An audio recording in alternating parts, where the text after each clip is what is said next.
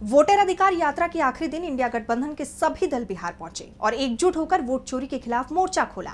Voter अधिकार यात्रा का समापन दिवस बेहद रोचक नजर आया। लाखों की संख्या में जनता इस यात्रा में शामिल हुई। सभी नेताओं ने एक सुर से सरकार और चुनाव आयोग को घेरा।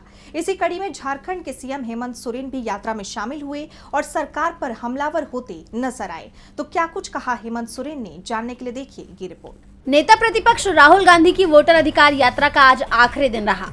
यात्रा के आखिरी दिन इंडिया गठबंधन के सभी नेताओं ने यात्रा में शिरकत की और साथ ही वोट चोरी पर सरकार और चुनाव आयोग पर जमकर बरसे।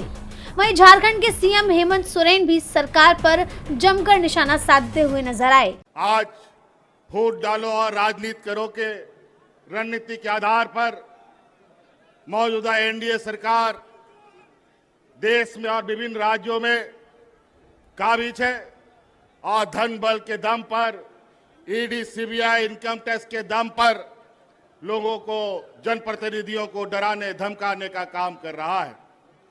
इसीलिए साथियों, आज इस वोट चोरी की बात हो रही है। ये चोरी आज से नहीं चल रही है। बड़े भाई राहुल गांधी जी ने तो बहुत पहले से ही इस पर नजर गाड़ रखे थे, लेकिन अंतोगत्वा वो वोट चोरी करने वाला समूह आखिरकार पकड़ा जा चुका है और आज वो लोग आपके सामने उनका पर्दाफाश किया जा रहा है। इस वजह से अब आप सब लोगों को, विशेषकर इस राज्य के, इस देश के आदिवासी, दलित, पिछड़ा, गरीब, किसान, मजदूरों के लिए ये चुनाव सिर्फ चुनाव मात्र नहीं है।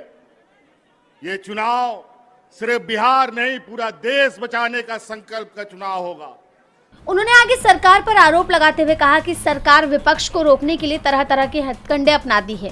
उन्होंने अपने बारे में भी बताते हुए कहा कि विपक्ष के लोग जो सरकार की गलत नीतियों के खिलाफ आवाज उठाते हैं, सरकार उनकी आवाज को दबाने के लिए तरह तरह के हथकंडे अपनाते हैं। मुझे भी उन्होंने जेल में डाल दिया था। मुझे जेल के अंदर से ही लोकसभा चुनाव लड़ना पड़ा, नहीं तो जिस तरह हमने झारखंड में पूर्ण बहुमत से सरकार बनाई, वैसे ही लोकसभा में भी हम इनका खाता नहीं खुलने देते।